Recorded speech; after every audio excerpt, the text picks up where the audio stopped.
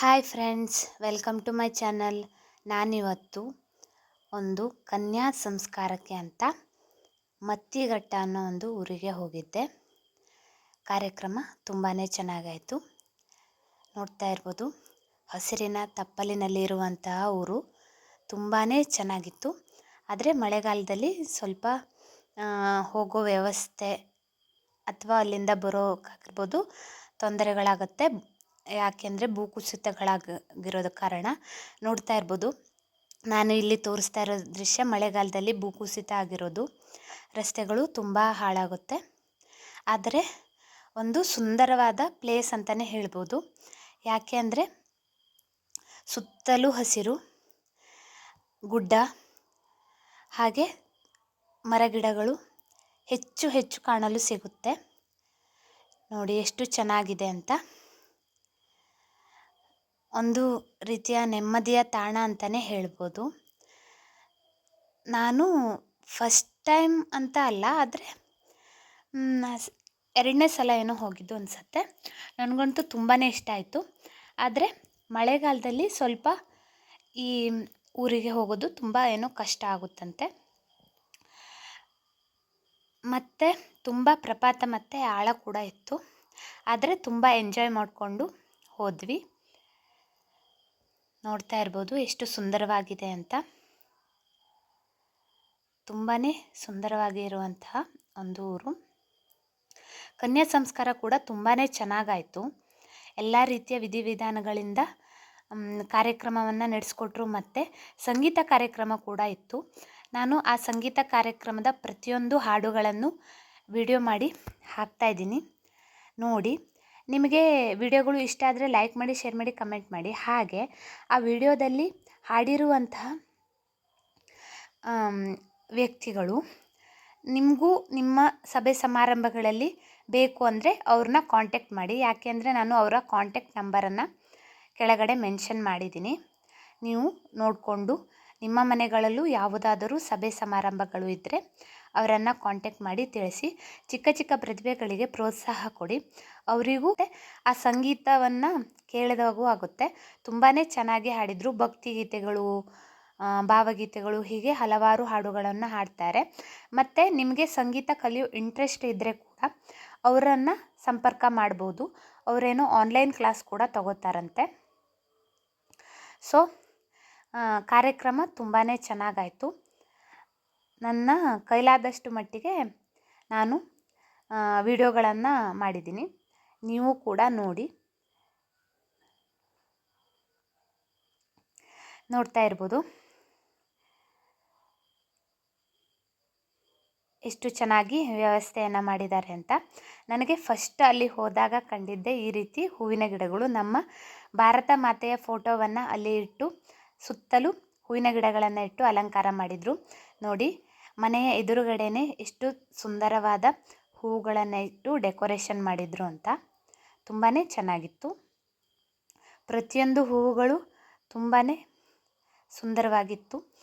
First ಮನೆ entry ಆಗ್ತಾ ಇದ್ದಂತೆಯೇ ಈ ರೀತಿ ಚೆನ್ನಾಗಿ ಡೆಕೋರೇಷನ್ ಮಾಡಿದರು. ಎಷ್ಟು ಚೆನ್ನಾಗಿ ಕಾಣ್ತಾ ಇದೆ ಅಂತ ನೀವೇ ನೋಡ್ಬೋದು.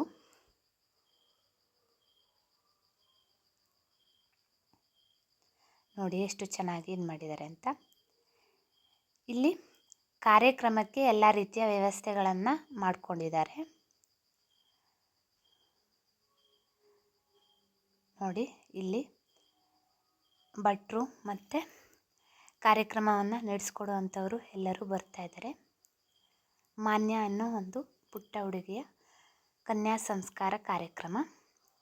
ನೋಡ್ತಾ ಇರ್ಬೋದು ಎಷ್ಟು ಚೆನ್ನಾಗಿ ವ್ಯವಸ್ಥೆಯನ್ನು ಮಾಡಿದ್ದಾರೆ ಅಂತ. ವಿಧಿವಿಧಾನಗಳಿಂದ ಭಟ್ರು ಎಲ್ಲ ರೀತಿಯ ಕಾರ್ಯಕ್ರಮಗಳನ್ನು ನಡೆಸ್ಕೊಡ್ತಾ ಇದ್ದಾರೆ. ನೋಡ್ತಾ ಇರ್ಬೋದು ಎಲ್ಲ ರೀತಿಯ ಬ್ರಾಹ್ಮಣ ವಿಧಿವಿಧಾನದಲ್ಲಿ ಕಾರ್ಯಕ್ರಮಗಳನ್ನು ಚೆನ್ನಾಗಿ ನಡೆಸಿಕೊಡ್ತಾ ಇದ್ದಾರೆ. ನೋಡಿ ಎಷ್ಟು ಚೆನ್ನಾಗಿ ವ್ಯವಸ್ಥೆ ಕೂಡ ಮಾಡಿದ್ದಾರೆ ಅಂತ. ಕಾರ್ಯಕ್ರಮ ತುಂಬಾ ಚೆನ್ನಾಗಿ ಆಯಿತು.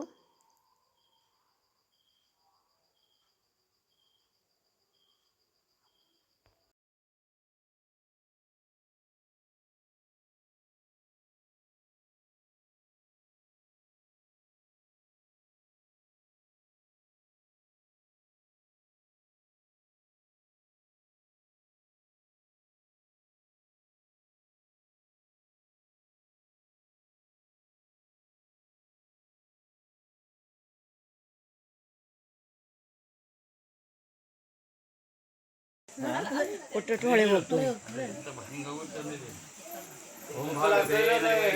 ನಾವು ಬಂಜ ಅತ್ತೆ ಬಂಜ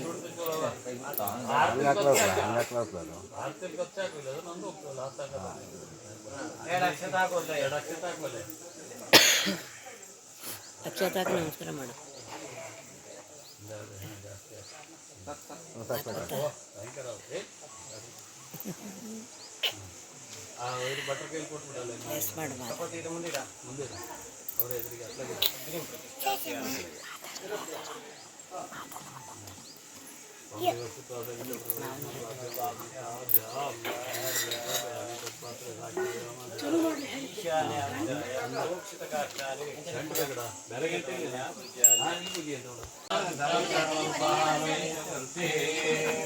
Nanti matrubyo mahake nanti pitama vaima vayami om bodhvasaram sumayam sumamavayami om bodhvasara ishanayam ishanamavayami om bodhvaswaram gridayam gridamavayami om bodhvaswaram bhumimavayami om bodhvasara brahmamavayami om bodhvaswaram mahalakshmavayami avayami pudayami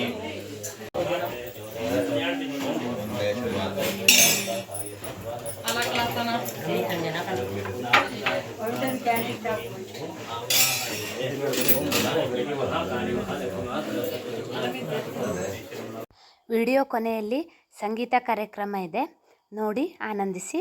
ಮತ್ತು ಆ ಪುಟ್ಟ ಪ್ರತಿಭೆಗಳಿಗೆ ಹರಸಿ ಹಾರೈಸಿ. Thanks for watching. ನಿಮಗೆ video ಇಷ್ಟ ಆದರೆ like ಮಾಡಿ, ಶೇರ್ ಮಾಡಿ, ಕಮೆಂಟ್ ಮಾಡಿ. ನನ್ನ ಚಾನಲ್ಗೆ ಸಬ್ಸ್ಕ್ರೈಬ್ ಆಗಿ. ಹಾಗೆ ಪಾರ್ಟ್ 2 ಕೂಡ ಬರುತ್ತೆ. Wait and watch.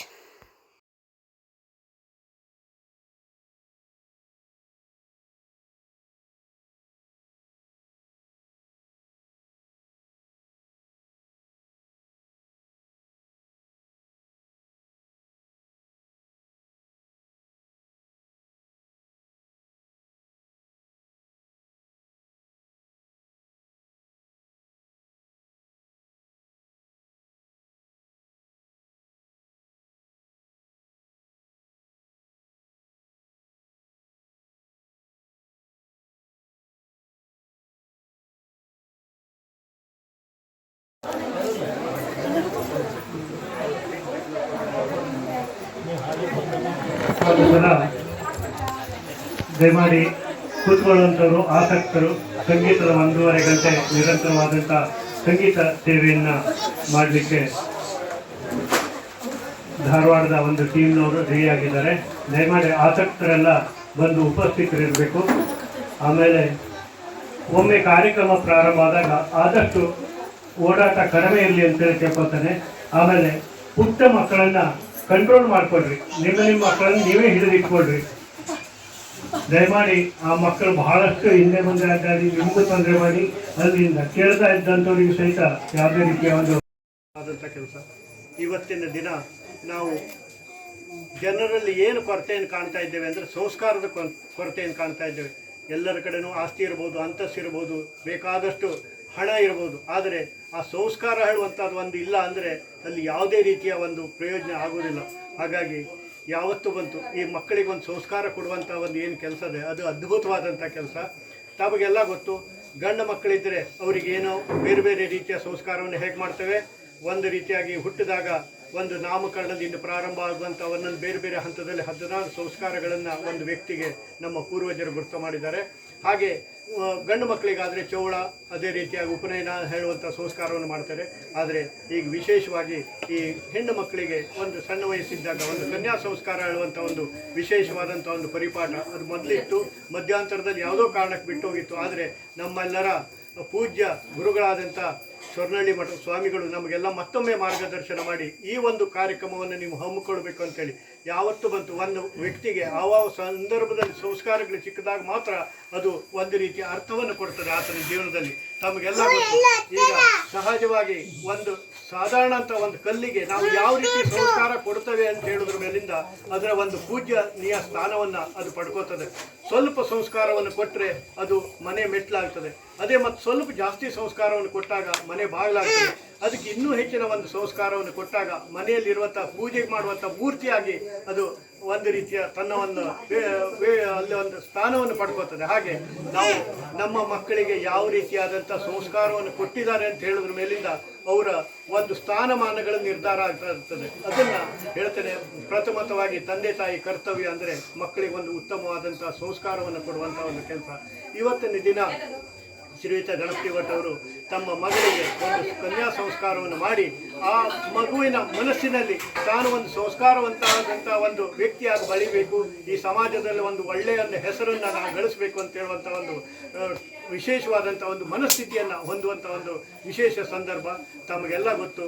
ವಿಶೇಷವಾಗಿ ಮಾತೆಯರು ಮಹಿಳೆಯರಿಗೆ ಬಹಳ ಅದ್ಭುತವಾದಂಥ ಒಂದು ಕೆಲಸಗಳಿರ್ತದೆ. ಅದು ಹೇಗಿರ್ತದೆ ಅಂದರೆ, ಇಲ್ಲಿ ಹೆತ್ತಂಥ ತವರ ಮನೆಯಲ್ಲೂ ಸಹಿತ ಒಂದು ಒಳ್ಳೆಯ ಹೆಸರನ್ನು ಗಳಿಸ್ಕೊಳ್ಬೇಕು, ಹಾಗೆ ಮೆಟ್ಟದಂಥ ತನ್ನ ಗಂಡನ ಮನೆಯಲ್ಲೂ ಸಹಿತ ಒಳ್ಳೆಯ ಹೆಸರನ್ನು ಗಳಿಸ್ಕೊಳ್ಬೇಕು. ಹೇಗೆ ಅಂದರೆ ಅದು ಒಂದು ಎರಡು ಸಂಸಾರದ ನಡುವೆ ಒಂದು ಬ್ರಿಡ್ಜ್ ಇದ್ದಾಗೆ, ಒಂದು ಕೊಂಡಿ. ಅವರು ಯಾವತ್ತೂ ಒಂದು ಎರಡು ಕಡೆಗೂ ಒಳ್ಳೆಯ ಹೆಸರನ್ನು ತರುವಂಥ ಒಂದು ವಿಶೇಷ ಕೆಲಸ ಮಾತೆಯರು ಮಾಡ್ತಾ ಇರ್ತಾರೆ. ಹಾಗಾಗಿ ಆ ಮಾತೆಯರ ಸ್ಥಾನ ಬಹಳ ಅದ್ಭುತವಾದಂಥದ್ದು. ಅವರ ಒಂದು ದಿನದಲ್ಲಿ ಎಷ್ಟು ಪಾತ್ರವನ್ನು ವಹಿಸ್ತಾರೆ ಅಂದರೆ, ಏಕಪಾತ್ರ ಅಭಿನಯಕ್ಕೆ ಎಕ್ಸಾಂಪಲ್ ಕೊಡಬೇಕು ಅಂದರೆ, ನಾವು ಉದಾಹರಣೆಯಾಗಿ ಹೇಳಬೇಕು ಅಂದರೆ ಮಾತೆಯರನ್ನೇ ಹೇಳಬೇಕು.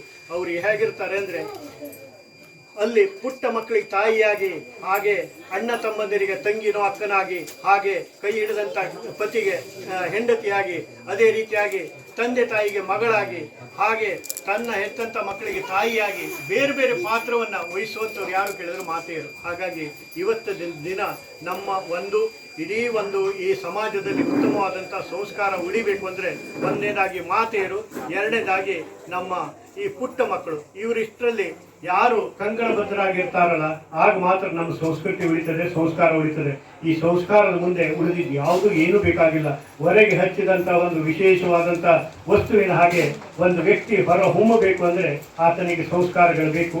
ಹಾಗಾಗಿ ಇವತ್ತಿನ ದಿನ ನಮ್ಮ ಈ ಗಣಪತಿ ಭಟ್ ಅವರು ತಮ್ಮ ಮಗಳಿಗೆ ಒಂದು ಉತ್ತಮವಾದಂಥ ಒಂದು ಸಂಸ್ಕಾರ ಕಾರ್ಯಕ್ರಮವನ್ನು ಮಾಡಿದ್ದಾರೆ. ಇನ್ನು ಮುಂದೆ ಬೇರೆ ಬೇರೆ ಒಂದು ಕಾರ್ಯಕ್ರಮಗಳಿರ್ತದೆ. ಆದರೆ ಪ್ರಾರಂಭಿಕ ಹಂತದಲ್ಲಿ ಏನೋ ಒಂದು ನಾಮಕರಣ ಇವೆಲ್ಲ ಮುಗಿದ ಮೇಲೆ ಒಂದು ಹಂತದಲ್ಲಿ ಸಂಸ್ಕಾರವನ್ನು ಕೊಡಬೇಕಿತ್ತು, ಇವತ್ತು ಕೊಟ್ಟಿದ್ದಾರೆ. ಎಲ್ಲಕ್ಕಿಂತಲೂ ವಿಶೇಷವಾಗಿ ಈ ಕಾರ್ಯಕ್ರಮ ಒಂದು ರೀತಿಯಾಗಿ ಎಲ್ಲರ ಮನಸ್ಸಿನಲ್ಲಿ ಕೂಡಲಿ ಸವಿಯಾದಂಥ ರುಚಿಯಾದಂಥ ಭೋಜನದ ಜೊತೆ ಕಿವಿಗೂ ಸಹಿತ ಒಂದು ಇಂಪಾದಂಥ ಸಂಗೀತವನ್ನು ಕೇಳಿಸಬೇಕು ಅನ್ನುವಂಥ ಒಂದು ವಿಶೇಷವಾದಂಥ ಆಲೋಚನೆಯಿಂದ ನಮ್ಮನ್ನು ಸಂಪರ್ಕ ಮಾಡಿದ್ರು. ಧಾರವಾಡದಿಂದ ಬಂದು ಸ್ವಲ್ಪ ಒಂದೂವರೆ ಗಂಟೆ ಸಂಗೀತ ಕಾರ್ಯಕ್ರಮವನ್ನು ಕೊಡ್ರಿ ಅಂತ ಕೇಳ್ಕೊಂಡ್ರು. ಅದಕ್ಕಾಗಿ ಮೊದಲನೇದಾಗಿ ನಾನು ನಮ್ಮ ಶ್ರೀಯುತ ಗಣಪತಿ ಭಟ್ ಅವರಿಗೆ ಆಭಾರಿಯಾಗಿದ್ದೇನೆ. ಅವರು ನಮ್ಗೆ ಅವಕಾಶ ಕೊಟ್ಟಿದ್ದಕ್ಕಾಗಿ ಧನ್ಯವಾದವನ್ನು ಹೇಳ್ತಾ ಇದ್ದೇನೆ. ತಮ್ಮ ಪ್ರತಿಭೆಯ ಮೂಲಕ ನಿಮಗೆ ಒಂದು ರೀತಿಯ ಮನಸ್ಸಿಗೆ ಸಂತೋಷವನ್ನು ಕೊಡಲಿಕ್ಕೆ ಇದ್ದಂಥವ್ರು ಅಂದರೆ, ಪ್ರಥಮವಾಗಿ ಶ್ರೀಮತಿ ರಮ್ಯಾ ಕರ್ಣಮ್ ಅಂತೇಳಿ, ಇವರು ಸಂಗೀತ ವಿಶೇಷವಾಗಿ ಅಧ್ಯಯನ ಮಾಡಿ ಕರ್ನಾಟಕ ಯೂನಿವರ್ಸಿಟಿಯಿಂದ MA ಡಿಗ್ರಿ ಮಾಡ್ಕೊಂಡಂಥ ಇವರು. ಹಾಗೆ ಇವರ ಇಡೀ ಒಂದು ಕುಟುಂಬನೇ ಸಂಗೀತಕ್ಕಾಗಿ ತಮ್ಮನ್ನು ಮೀಸಲಿಟ್ಟುಕೊಂಡಂಥ ಒಂದು ವಿಶೇಷ ವ್ಯಕ್ತಿ. ಅವರಿಗೂ ಸಹಿತ ನಮ್ಮ ಊರಿನ ಪರವಾಗಿ ಹಾಗೆ ಗಣಪತಿ ಭಟ್ ಅವರ ಪರವಾಗಿ ಅವರಿಗೆ ಸ್ವಾಗತವನ್ನು ಹೇಳ್ತಾ ಇದ್ದೇನೆ. ಎರಡನೇದಾಗಿ ಶ್ರೀಯುತ ರಮೇಶ್ ಭಟ್ ಅಂತೇಳಿ, ಅವರು ವಿಶೇಷವಾಗಿ ಸಂವಾದಿನಿ ಅಂದರೆ ಈ ಹಾರ್ಮೋನಿಯಂದಲ್ಲಿ ತಮ್ಮ ಪ್ರತಿಭೆಯನ್ನು ತೋರಿಸ್ತಾರೆ. ಅಲ್ಲಿ ಧಾರವಾಡದಲ್ಲಿ ಆಲ್ಮೋಸ್ಟ್ ಎಷ್ಟು ಕಲಾವಿದರಿದ್ದಾರೆ, ಅವ್ರ ಜೊತೆ ಎಲ್ಲ ಸಾಥ್ ಕೊಟ್ಟು ಒಂದು ವಿಶೇಷವಾದಂಥ ಒಂದು ಚಾಕಚಕ್ಯತೆಯಿಂದ ಎಲ್ಲರನ್ನ ತಣಿಸುವಂಥ ಈ ಸಂವಾದಿನಿ ಮೂಲಕ ತನ್ನ ಪ್ರತಿಭೆಯನ್ನು ತೋರಿಸುವಂಥ ಒಂದು ವಿಶೇಷ ವ್ಯಕ್ತಿ. ನಮ್ಮ ಒಂದು ಸಹಜವಾದಂಥ ಒಂದು ಕರೆಗೆ ಅತ್ಯಂತ ಆತ್ಮಸಂತೋಷದಿಂದ ಎಲ್ಲಿ ಏನು ಅಂತ ಕೇಳದೆ ನಮ್ಮ ಜೊತೆ ಬಂದಿದ್ದಾರೆ. ಬರುವಾಗ ಬಹಳ ಆಶ್ಚರ್ಯ ವ್ಯಕ್ತಪಡಿಸಿದ್ರು. ಇದು ಎಂಥ ಏನು ಊರ್ರಿ, ಇದು ಎಲ್ಲದೆ, ಮನೆಯಲ್ಲದಿರಿ, ಏನದಿರಿ, ನೀವು ಹೇಗೆ ಬರ್ತೀರಿ, ಏನು ಮಾಡ್ತೀರಿ, ಬಹಳಷ್ಟು ಪ್ರಶ್ನೆಗಳನ್ನು ಕೇಳಿದ್ರು. ಅದಕ್ಕೆಲ್ಲ ಉತ್ತರ ಇಲ್ಲಿ ಬಂದಾಗ ಅವ್ರ ಮನಸ್ಸಿನಲ್ಲಿ ಸಿಕ್ಬಿಡ್ತು. ಇಷ್ಟೆಲ್ಲ ಜನ ಇರ್ತಾರೆ ಅಂದ್ರೆ ನಾವು ಬರುವಂದು ಯಾವುದು ಮನೇನೆ ಕಂಡಿಲ್ಲ, ಬಂದು ಇಲ್ಲಿ ಬಂದ ಮೇಲೆ ಏನು ಇದು, ಎಷ್ಟು ಒಗ್ಗಟ್ಟು, ಎಷ್ಟು ಜನರಿದ್ದಾರೆ, ಎಷ್ಟು ರುಚಿ ಶುಚಿಯಾದಂಥ ಊಟ ಅಂತ ಹೇಳ್ಬೇಕು ಅವರೇ ಆತ್ಮಸಂತೋಷದಿಂದ ನಮ್ಮ ಜೊತೆ ಹೇಳಿದ್ರು. ಹಾಗಾಗಿ ಅವರಿಗೆ ಸಹಿತ ಅತ್ಯಂತ ಆದರಣೀಯವಾಗಿ ಸ್ವಾಗತವನ್ನು ನಾನು ಹೇಳಲಿಕ್ಕೆ ಇಷ್ಟಪಡ್ತೇನೆ. ಇನ್ನು ನಮ್ಮೂರಿನವರೇ ಆದಂಥ ಶ್ರೀಯುತ ಶ್ರೀಪತಿ ಹೆಗಡೆಯವರು ಯಾವತ್ತೂ ಬಂತು ಈ ಒಂದು ತಬಲಾದಲ್ಲಿ ತನಗೆ ಆದಷ್ಟು ಸೇವೆಯನ್ನು ಈ ಸಮಾಜ ಕೊಡಬೇಕು ಹೇಳುವಂಥ ಒಂದು ದೃಷ್ಟಿಯಿಂದ ಯಾವುದೇ ರೀತಿಯ ಅಲ್ಲಿ ಒಂದು ವಿಶೇಷವಾದಂಥ ಕಟ್ಟುಪಾಡನ್ನು ಇಟ್ಕೊಳ್ಳಿಲ್ಲ. ನನಗೆ ಇಷ್ಟು ಕೊಟ್ಟರು ನಾನು ಹೋಗ್ತೇನೆ, ನನಗೆ ಇಷ್ಟೊಂದು ದುಡ್ಡು ಬರಲೇಬೇಕು ಎಂದು ಆ ಕಡೆ ಮುಖ ಮಾಡದೆ, ಆ ದುಡ್ಡಿನ ಕಡೆಗೆ ಅಥವಾ ಅದರ ವೇತನದ ಕಡೆ ಮುಖ ಮಾಡದೆ, ನಾನು ಏನು ನ್ಯಾಯವಾಗಲ್ಲಿ ನನ್ನ ಒಂದು ಕರ್ತವ್ಯವನ್ನು ಮಾಡಬಲ್ಲೆ ಹೇಳುವುದರ ಕಡೆಗೆ ಅಷ್ಟೇ ದೃಷ್ಟಿಯನ್ನು ಇಟ್ಕೊಂಡಂಥ ಒಂದು ವಿಶೇಷ ವ್ಯಕ್ತಿ ಶ್ರೀಪತಿ ಹೆಗ್ಡೆಯವರು. ಯಾವಾಗೂ ಒಂದು ಅವಕಾಶವನ್ನು ಸಣ್ಣದಿರ್ಬೋದು ದೊಡ್ಡದಿರ್ಬೋದು ಅದನ್ನು ಸರಿಯಾದ ರೀತಿಯಲ್ಲಿ ಬಳಸ್ಕೊಳ್ಳುವಂಥ ಒಂದು ವಿಶೇಷ ಒಂದು ಬುದ್ಧಿಮತ್ತೆಯನ್ನು ಹೊಂದಂಥವ್ರು ಅಂದರೆ ಶ್ರೀಪತಿ ಹೆಗ್ಡೆಯವರು. ಅವರಿಗೂ ಸಹಿತ ನಾನು ಧನ್ಯವಾದವನ್ನು ಹೇಳಲಿಕ್ಕೆ ಇಷ್ಟಪಡ್ತೇನೆ. ಇನ್ನು ಇಷ್ಟೆಲ್ಲ ಮಾತಾಡ್ತಿದ್ದವ್ರು ನಾನೇನು ಭಾಳ ದೂರದವನಲ್ಲ, ನಾನು ಇದೇ ಊರಿನಲ್ಲಿ ಹುಟ್ಟಿ ಬೆಳೆದಂಥವ್ರು. ಆದರೆ 10 ವರ್ಷದ ನಂತರ ಸ್ವಲ್ಪ ಬೇರೆ ಬೇರೆ ಊರಿಗೆ ಹೋಗಿ ಎಲ್ಲ ಜನರ ಸಂಪರ್ಕದಿಂದ ಇವತ್ತು ಧಾರವಾಡದಲ್ಲಿ ವಾಸ ಆಗಿದ್ದು ಅರ್ಧ ಮತ್ತಿಗಡದಲ್ಲಿ ಇರ್ತೇನೆ, ಅರ್ಧ ಧಾರವಾಡದಲ್ಲಿ ಇರ್ತೇನೆ ಅಂತ ಹೇಳಲಿಕ್ಕೆ ಒಂದು ರೀತಿ ಹೆಮ್ಮೆ ಅನ್ನಿಸ್ತದೆ. ಹಾಗಾಗಿ ಇವತ್ತಿನ ದಿನ ನಾವೆಲ್ಲ ಸೇರಿ ಈ ಒಂದೂವರೆ ಗಂಟೆಯನ್ನು ಒಂದು ರೀತಿಯಾಗಿ ಸವಿಯಾಗಿ ಹೇಗೆ ಊಟ ಮಾಡಿದ್ದೇವೆ ಹಾಗೆ ಕಿವಿಗೂ ಸಹಿತ ಒಂದು ಆನಂದವನ್ನು ಕೊಡುವಂಥ ಒಂದು ಕೆಲಸವನ್ನು ನಾವು ಮಾಡೋಣ. ವಿಶೇಷವಾಗಿ ಇದು ಒಂದು ಅತ್ಯಂತ ಅದ್ಭುತವಾದಂತಹ ಸಂಸ್ಕಾರ ಕಾರ್ಯಕ್ರಮ ಆಗಿದ್ದಕ್ಕೆ ವಿಶೇಷವಾಗಿ ಇಲ್ಲಿ ಬೇರೆ ಏನಿಲ್ಲ, ಭಕ್ತಿ ಪ್ರಧಾನವಾದಂಥ ಒಂದು ಹಾಡನ್ನು ಹಾಡ್ತಾ ನಮ್ಮ ಒಂದು ಬಂದಂಥ ಈ ಪ್ರತಿಭೆಗಳು ತಮ್ಮ ಮುಂದೆ ಈ ಒಂದು ಕಾರ್ಯಕ್ರಮವನ್ನು ನಡೆಸ್ಕೊಡ್ತಾ ಇದ್ದೇವೆ. ದಯಮಾಡಿ ತಾವೆಲ್ಲ ಸಹಕರಿಸಬೇಕು. ಏನಾದರೂ ತಮ್ಮಲ್ಲಿ ಪ್ರಶ್ನೆಗಳಿದ್ದರೆ ಕೊನೆಗೆ ಕಾರ್ಯಕ್ರಮ ಮುಗಿದ ಮೇಲೆ ಕೇಳ್ಬೋದು. ಈಗಾಗಲೇ ಹೇಳಿದ್ದೇನೆ, ದಯಮಾಡಿ ಯಾರಿಗಾರು ಆಸಕ್ತರು ಮತ್ತು ಇದು ಸ್ವಲ್ಪ ಮುಂದೆ ಬಂದು ಕೂಡಬಹುದು. ಇನ್ನೂ ಬಹಳಷ್ಟು ಜಾಗದೇ ಇಲ್ಲಿ ಬಂದು ಕೂಡಿರ್ಬೋದು. ಯಾರಿಗೆ ಸ್ವಲ್ಪ ಕಾಲು ಕೈ ನೋವು ಇರ್ತದೆ ಸಹಜವಾಗಿ, ಅದು ಕೆಲವಷ್ಟು ಅನಾರೋಗ್ಯ ಆಗಿ ಯಾರು ಹುಡ್ಕೊಂಡು ಬರೋದಿಲ್ಲ, ಅದು ತನ್ನಿಂದಲೇ ಬಂದಿರ್ತದೆ. ಆಗ ಅಂಥವ್ರು ಇದ್ದರೆ ದಯಮಾಡಿ ಕುರ್ಚಿಯನ್ನು ಅವ್ರು ನಿಲ್ಸ್ಕೊಡ್ರಿ. ಯಾರಿಗೆ ಸಾಧ್ಯ ಆಗ್ತದೆ ಅವರು ಮುಂದೆ ಬಂದು ಬಹಳ ಶಿಸ್ತುಬದ್ಧವಾಗಿ ಕೂಡಿರ್ಬೋದು ಅಂತೇಳಿ ಕೇಳ್ಕೊಂತ ಇವತ್ತಿನ ಕಾರ್ಯಕ್ರಮವನ್ನು ನಾವು ಪ್ರಾರಂಭ ಮಾಡ್ತಾ ಇದ್ದೇವೆ.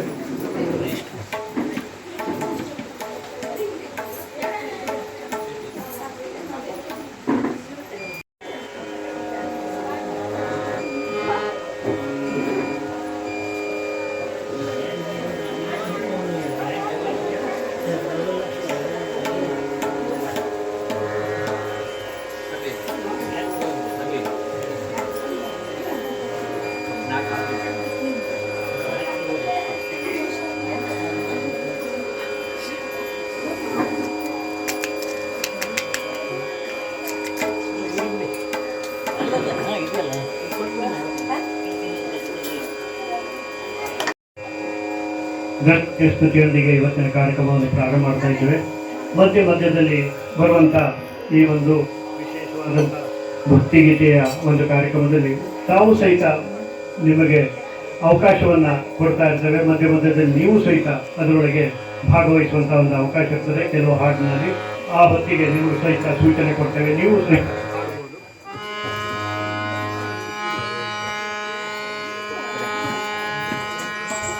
ಜೈ ಶ್ರೀರಾಮ್ ಅನ್ರಿ ಕರೆಂಟ್ ಬರ್ತದೆ. ಜೈ ಶ್ರೀರಾಮ್. ಜೈ ಶ್ರೀರಾಮ್.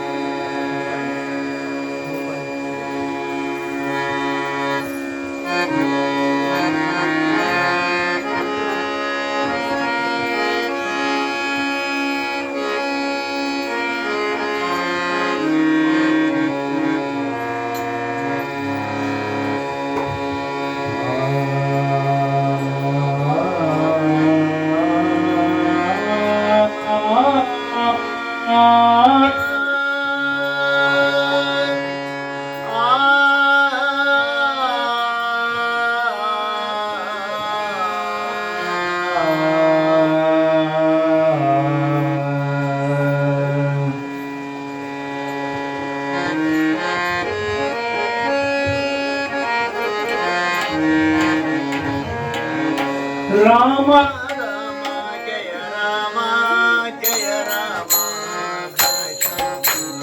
ರಾಮ ರಾಮ ಜಯ ರಾಮ ಜಯ ರಾಮ ಘನಶ್ಯಾಮ ರಾಮ ರಾಮ ಜಯ ರಾಮ ಜಯ ರಾಮ ರಾಮ ರಾಮ ರಘುನಂದನ ಭೂಷಣ ಅಮಿಷ ಪದಾಂಬುಜ ಪಾವನ ರಾಮ ರಾಮ ರಘುನಂದನ ಭೂಷಣ ಅಮಿಷ ಪದಾಂಬುಜ